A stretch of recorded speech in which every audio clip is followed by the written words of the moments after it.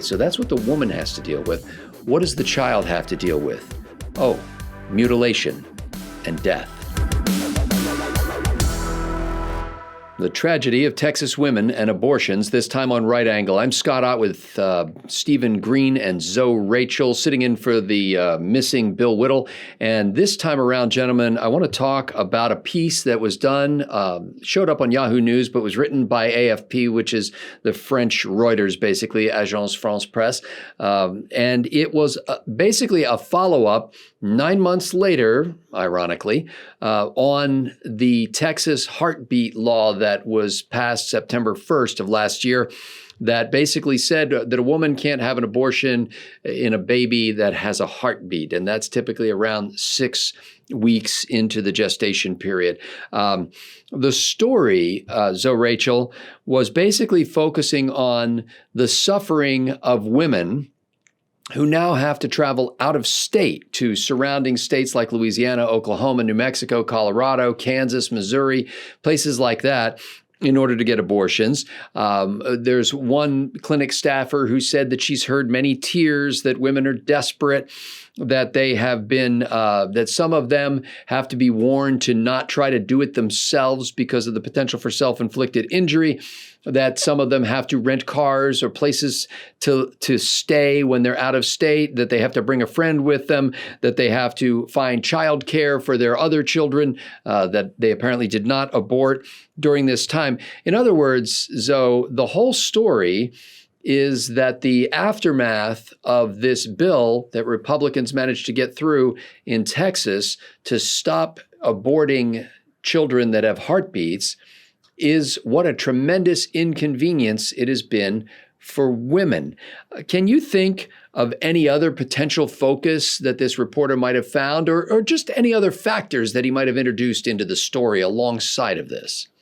Well, I'm kind of glad that he did say convenience, because that seems to be, what this sacrifice, if you will, is all about, the God of convenience. Somehow, if this child is sacrificed, your life is going to be better for it. Somehow, there's going to be a reward for it, and this ain't nothing new. This has always been. We've been going through this for thousands of years. There's going to be some sort of benefit for sacrificing your kid. I think the irony also here is, they're talking about the tears and the desperation and the struggle. Well, I thought these women were empowered. These empowered victims, if you will. These women are they're supposed to be able to take on the world and all that sort of stuff. They're fearless. They're fierce. But despite all that, they don't seem to have the power and the courage to raise a kid. Yeah. So it's like, okay, so you're gonna take your fears and your cowardice and your desperation to what? To not be inconvenienced, and you're gonna take it out, on this kid. And, see, the thing is that what really bothers me about this is how do we get to this point where even we're deciding this in the courts? This ain't even supposed to be this. You're not supposed to waste the court's time. You're not supposed to waste people's money with this. This is antithetical to the supreme law of the land. It's like, okay, you want to intrude on this person's right. We're endowed by our creator with certain inalienable rights upon the creation, not upon the birth. Upon the creation, this entity has rights. You can't intrude upon those. Bye. Get out of my courtroom. We're not supposed to be hearing this. But here we are doing this, deciding on when a kid's heartbeat is. These people who claim to be, it's all about, we need to have equal opportunity for development, but you gonna deny the development of this kid? It's like, I don't see what, I do see it. I understand, but it's like, do you guys see? It's almost like, if we can even include California in this, California even right now is putting in their bill, where you can basically abandon a kid. A mother can go ahead and abandon her kid to die for up to 30 days, like about a month, Colorado's doing it too, so right. Democrats are fully in charge here. Yeah. Now, how does a person like that even have a job? It's like where a person can come in and introduce something like this, but just like you said, Democrats, they're running this whole thing. Democrats have been the arbiters of who qualifies as a person and who doesn't, who gets to enjoy rights and who doesn't, and their idea of promoting fairness is by being unfair to somebody else. And they get to articulate who gets to afford being unfair to. And I guess this kid can afford taking on the burden of being treated unfairly for the sake of somebody else. That's just who Democrats are. It's not even what they do. That's just who they are. Stephen Green, Planned Parenthood has been monitoring the clinic traffic at basically border state abortion clinics, although some of them aren't right on the border. And that list that I had earlier, and they say that abortion clinic traffic from Texas women, women who reside in Texas, to these surrounding states in order to get abortions, that traffic is up 800%, according to Planned Parenthood statistics. At one Planned Parenthood clinic, apparently it was up 2,500%. Now, what I noticed, Steve, is they don't include any actual numbers. Yeah. And anytime I see a percent, I always wonder, well, percent of what? Usually with percents, and check me if I'm wrong on this, it's either because the numbers are inconsequential, or in this case, I suspect, the numbers are such a tidal wave that even Planned Parenthood understands that people need not know, or better not know, how many women are getting abortions. What do you think about this figure of 800% more Texas women at border state abortion clinics? I'm old enough to remember. This makes me not very old, although I'm in my 50s now. But I'm old enough to remember, which makes me about 15 years old, I suppose, when being moderately pro-choice was a tenable political position in this country, was actually something that Democrats espoused, or at least pretended to espouse, pretended to mean, I guess. The safe, legal, and rare is what Bill Clinton formulated his position as in the 1990s, and this brings us to this explosion in bordering states like Louisiana and Oklahoma. I looked this up. The Texas law, the heartbeat law, didn't go into effect until September 1 of last year. So it's only been in effect for about 7-8 months now, not very long at all. And prior to that, Texas law capped abortions at 20 weeks. Now that is basically half your gestation. You were talking about 42 weeks, I think, is full term. So we're talking not about oops, something went wrong last night and now I'm going to take a pill and get rid of this clump of cells. We are talking about a viable baby inside a woman that was legal under Texas law up until just this last September.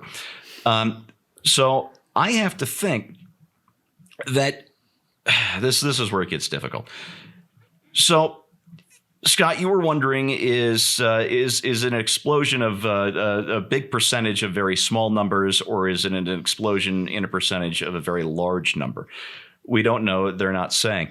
But if we go back to that premise of safe, legal, and rare, then clearly it must be a very small figure, because how many women at 21 or more weeks would say, "Hey, I'm going to drive up to Oklahoma, or I'm going to head east to Louisiana now to take care of this inconvenience that I've dilly-dallied for the last several months on making a decision about?" Or has it not been rare? Has it been that there have been many women, for whatever reason, many women waiting until more than 20 weeks to do this? Again, we're not talking about that clump of cells. We're talking about a viable, you could save this baby's life if you wanted to, even if it was an accident, a miscarriage or something. We don't know what the number is, Scott. I hope it's a small one. In other words, if you found one in a dumpster, you would know immediately what it was. Bingo. God, Scott, I love you, man. I've worked with you for a long time, but I hated you just for a split second for putting it that way. That was harsh. I hate me as well. Oh. There are so many things about this story that are just deeply disturbing. The fact that there's some journalist alleged out there who can write a story like this and not even grapple with the real reason why the bill was passed in the first place, but really put the whole focus. And I'm using this term because it's really kind of a basket of deplorable ideas that he's put together here. But I'm using the term inconvenience because everything comes down to that. There is nothing really devastating about what he describes in this story. There are inconveniences. I have to travel. I may have to rent a car. I may have to find a friend who will come with me, who will do that. On the one side of the ledger, you've got this list of inconveniences, which in the vast scheme of things seem minor. When you look at the other side of the ledger and say, okay, so that's what the woman has to deal with. What does the child have to deal with? Oh, mutilation and death. That's the other side of the ledger. And I think if you're going to be a good accountant, you need to show both sides of the ledger. And this reporter is not giving a good account of his skills in this story. As it turns out, the one woman that they quote, they allege is a woman from Houston who's 27 years old, who already has a 2-year-old child, and who has had to ponder through this decision of how to handle this. And she thought, well, you know what?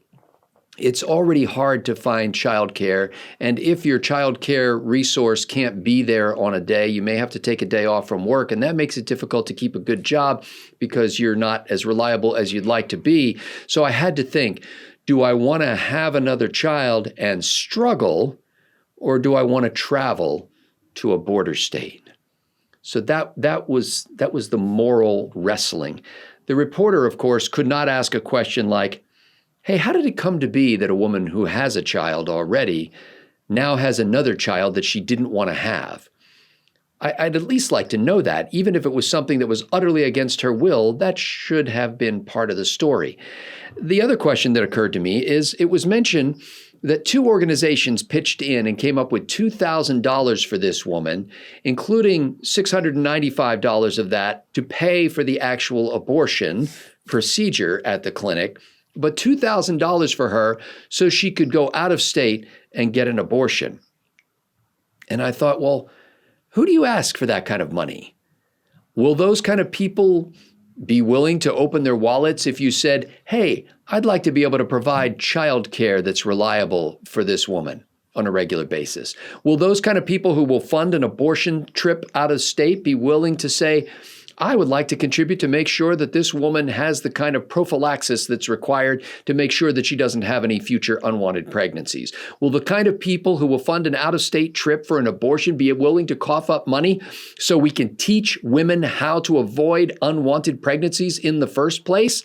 Will those kind of people be willing to fund the process of adoption so that those babies who are the only victims in this whole story who had no agency in it whatsoever? The women, the poor overworked clinic people at the out-of-state clinics, all those people had a choice at some point along the line. The baby didn't have a choice. Are the kind of people who are so free with their money to fund an abortion, who will brag at a cocktail party, I would guess, to say, hey, by the way, I gave to that cause so that woman could go to Oklahoma or Louisiana or Missouri or wherever so she could abort that baby.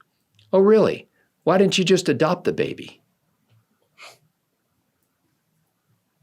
The final kicker in this story, for me, was the passing reference to some actual fairly old data from 2008, which I've seen quoted before, that was gathered by the Guttmacher Institute, that I think is not gathering this kind of data anymore because even though they're a pro-choice organization, it doesn't seem to reflect well on their cause. But it said in the story, just in passing, the reporter didn't seem to think this was hugely significant, but included it, that the Guttmacher Institute in 2008 determined that Black babies are aborted at 5 times the rate of white babies. And which party is it that is advancing this cause? The people who care about the racial minorities in this country? They want to make sure that that woman gets the care she needs so she can get out of state and make sure that we don't have another Black person walking around this country.